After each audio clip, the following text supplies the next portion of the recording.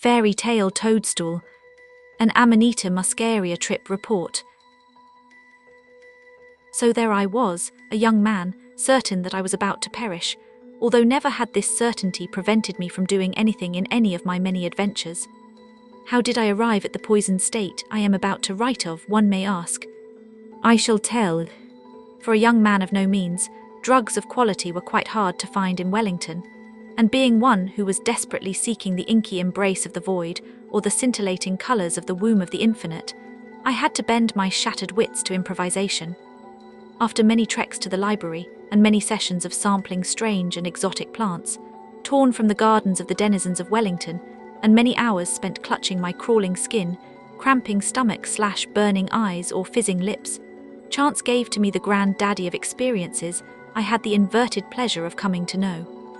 A German friend of mine had happened, while strolling in the forest one day, to chance upon a large patch of fly-agaric Amanita muscaria, which is of course the red with white spots fairy story toadstool your parents told you to never go near.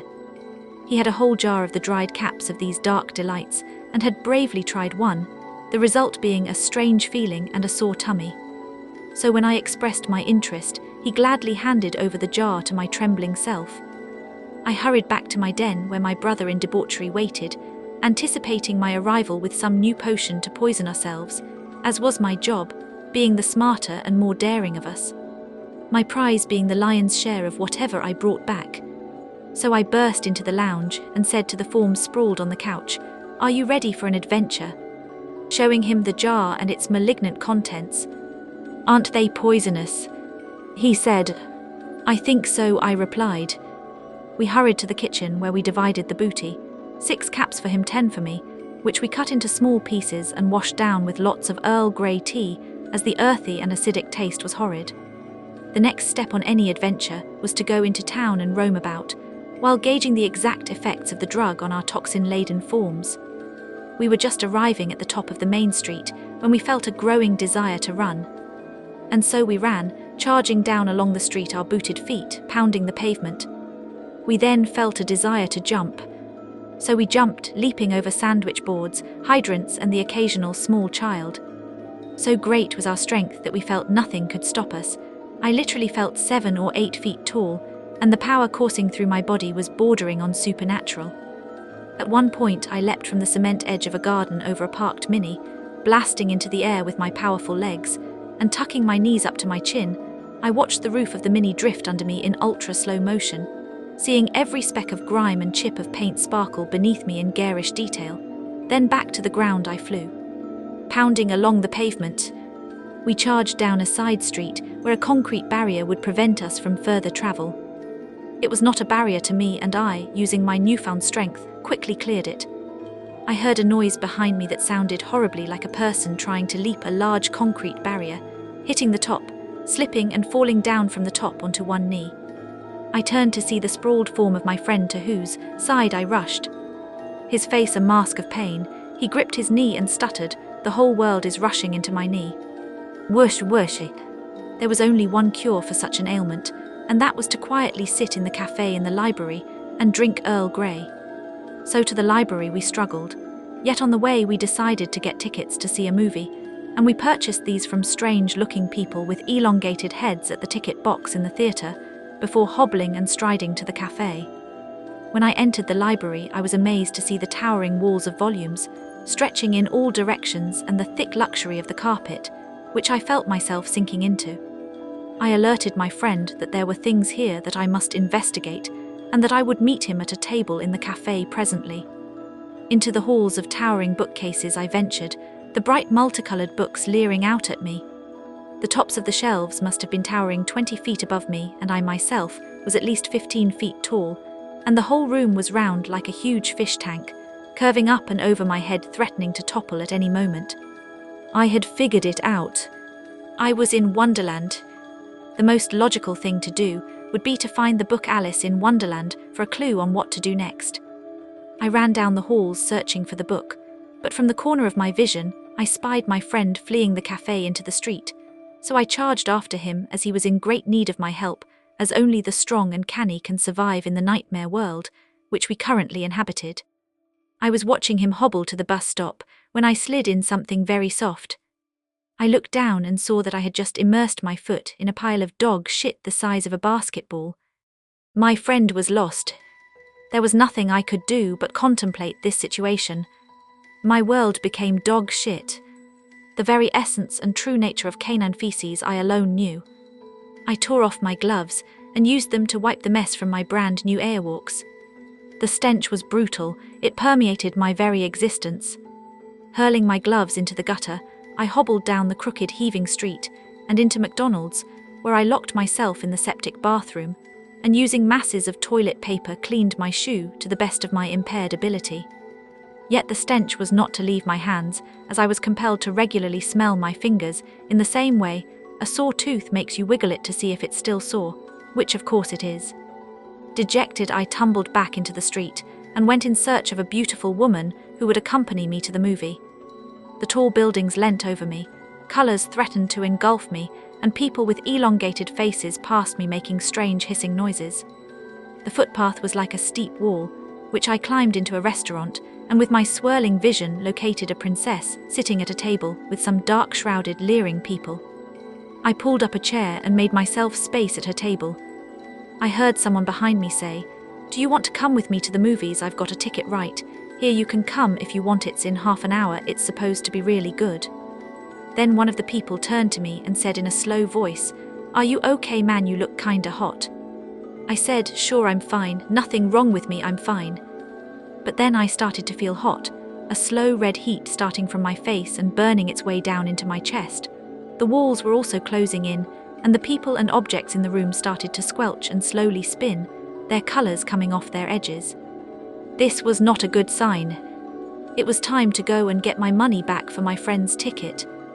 I appeared at the ticket box. I was looking at a young man with a halo of blue fire tinged with red sparks which I couldn't help staring at while I explained that my friend had been hit by a car and wouldn't be able to make it to the movie. "Oh yes, he's fine. Well, he's in hospital, but he will be okay, but he wants his money back." Arriving back into the street, a dark border had appeared around my vision, and it seemed to be threatening to engulf the edges of my swirling world. I realized that my kaleidoscopic wonderland was under attack, and I marched forward in a positive manner, focusing on the deep, lush colors of the grey stones of the sidewalk, keeping the darkness at bay with 3 deep breaths and a single focus. My body was trying to shut down all auxiliary and non-vital functions, like consciousness, and focus on staying alive. But I'd be damned if I were going to miss this. All of a sudden, I was aware of a huge pounding in my chest, like 100 dogs were jumping inside me and trying desperately to escape. With every third pound of the dogs, the black border was getting nearer, until after 9 pounds I was winking out of existence and appearing some distance up the street. Pound. I'm by a phone box. Pound. I'm holding on to a traffic light. Pound. I'm standing in the middle of the street and there's a guy who's going by in a car looking at me and he says, "Are you okay, mate?" I stare at him with my mouth open and wonder why he's asking that. Pound. I'm sitting on a bus bench and feeling like millions of fishhooks are hooked into every part of me and are pulling in all directions. Pound. I struggle to the bathroom of the food court I'm in and look at myself in the mirror. A frightened ghost stares back at me, drenched in sweat, skin white and waxen, eyes yellow, rimmed and shot with red, pupils going huge, tiny, huge, tiny, huge, tiny. And when they would go tiny, all sight would grey over. I went to the toilet and pissed a long stream of reddish-brown piss that smelt like the forest just after the rain, when the sun has come out and is shining down hot on everything. I then fell to the floor feeling so strange. It was like being encased in pine needles and a huge evil poisonous cow pat which was killing me, while my entire body had been filled with some sort of witchy brew made of poisonous toadstools and Earl Grey tea. I vomited huge amounts of lumpy witch brew into the dunny and fell to the tiles, my last thought before surrendering myself to the inky embrace of the void, being a future conversation my mother was having with someone who asked, "Where? S. Weston?" Her answer being, "Oh, he died on the floor of a bathroom from an overdose of poisonous toadstools." I had no dreams, only the dark nothing where there was nothing except dark. Well, if I was conscious of anything it would have been that, Although, as it happened, I'm just sort of saying that there was a dark nothing as I probably had my eyes closed. But I'm not even too sure about that. I awoke, struggled to my feet, and had a drink and washed my face. I felt remarkably better. Just a lingering inner sickness remained. Oh, what's this? I thought. It seemed my body wasn't doing exactly what I wanted, and it was kind of twitching and shaking. My head would twist to the side, and I would attempt to walk forward while looking out of the corner of my eye. I made it to the movie theatre, driving my body like the harshest puppet master ever drove an evil puppet down a Wellington street. I handed over my ticket, and not unlike a robotic Frankenstein lurched down the aisle and into a seat. My central nervous system was lit up like a Christmas tree with faulty wiring, and was firing off at random intervals, twitching and contorting my body into strange positions, much to the amusement of those in the rows behind me. I was able to face the screen for most of the movie, and only once had to eject a thin stream of vomit onto the floor, so altogether I thought the whole venture was quite successful. I arrived home and burst into my friend's room to see if he was still alive. He was, and he excitedly told me a tale of hallucinating the wrong bus, winding up far from home, and having to journey in an exact straight line across people's backyards and the edges of the Wellington Zoo, at one point slipping down a bank and hurting his knee even more. All the time with the feeling that the world was collapsing behind him, and to stop for even a moment was to be sucked into oblivion.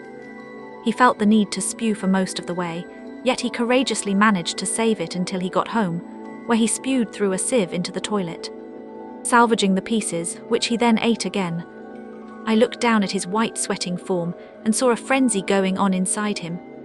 I left him to the dark fairies and went to bed. I awoke from an earthy tasting slumber and gently urinated into an ice cream container I kept under the bed for such purposes. The urine was a light red colour and smelt like the grave. Swigging from the container and my bottle of water, I managed to get all of the horrid pissy red brew down without throwing up, and I slowly felt the familiar and unwelcome feeling of thousands of needles poking at my innards. I headed off to Polytech. Things get kind of hazy from there. I do remember laughing manically in class for no reason, and then bursting out of my chair and up onto the table to put my hands around the neck of an Indian guy, knocking him from his seat and onto the floor, where I continued to choke him until pulled off by my classmates. I then stated laughing again, and they, although confused, laughed with me. I also remember climbing a tall tree in the yard, yelling out and waving to people. I think I remember something else. No, it's gone. Now when I see those things, I look at them a while, have a little sniff. They truly don't smell like anything else on earth, and then I kick them to bits as hard as I can. I discovered years later that eating the toadstools had damaged my kidneys and liver quite badly, and I had come close to death. Now I work in drug rehab and don't think drugs really help anyone.